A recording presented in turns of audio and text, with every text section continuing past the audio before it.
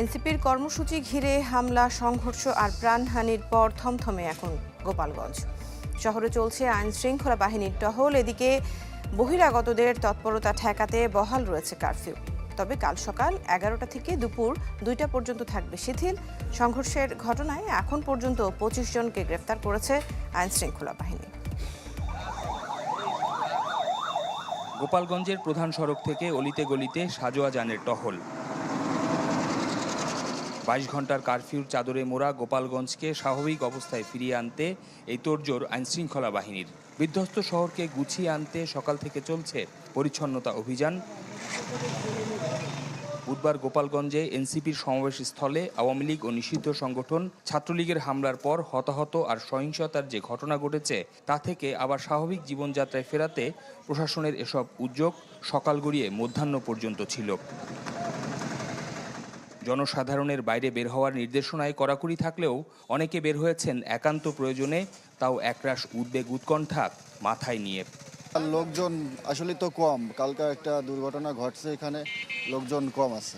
অনেক ময়লা, অনেক রিট ফাটকেল এগুলো ছিল, এগুলো অনেক আমরা গাড়ি ভরে ভরে নিবান আসছি।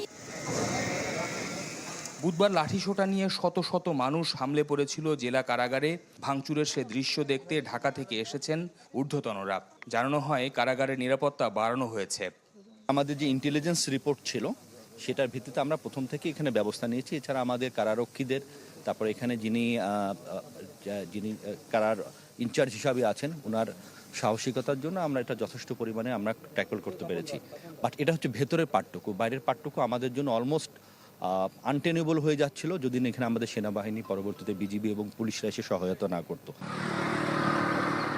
ক্যামেরার সামনে প্রকাশ্যে কিছু না বললেও শহরের সাধারণ মানুষ বলছেন গোপালগঞ্জ বাংলাদেশের অন্য 8-10টা জেলার মতো।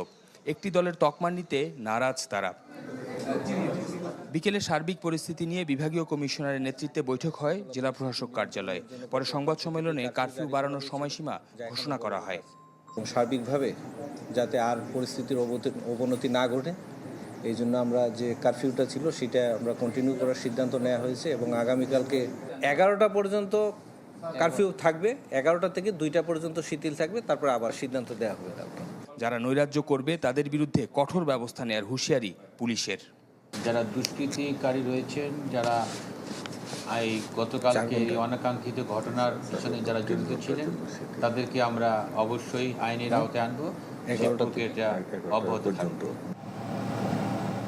বুধবার ঘটে যাওয়া এমন সহিংসতা আর রাজনৈতিক ক্ষোভের অবসান চান এই জেলার সাধারণ মানুষ, যে কারণে অকালে প্রাণ গেছে 4 জনের। বুধবারের সংঘাত সহিংসতার রেশ এখনও স্পষ্ট পুরো গোপালগঞ্জ জেলা জুড়ে। 22 ঘন্টার কারফিউর সময়সীমা আবারও বৃদ্ধি করা হয়েছে। প্রশাসনের পক্ষ থেকে বলা হচ্ছে পরিস্থিতি পুরোপুরি শান্ত না হওয়ার আগ পর্যন্ত আইনশৃঙ্খলার পরিস্থিতি এই ঘোষণা অব্যাহত থাকবে। শফিকুল ইসলাম সবুজ, চ্যানেল 24, গোপালগঞ্জ।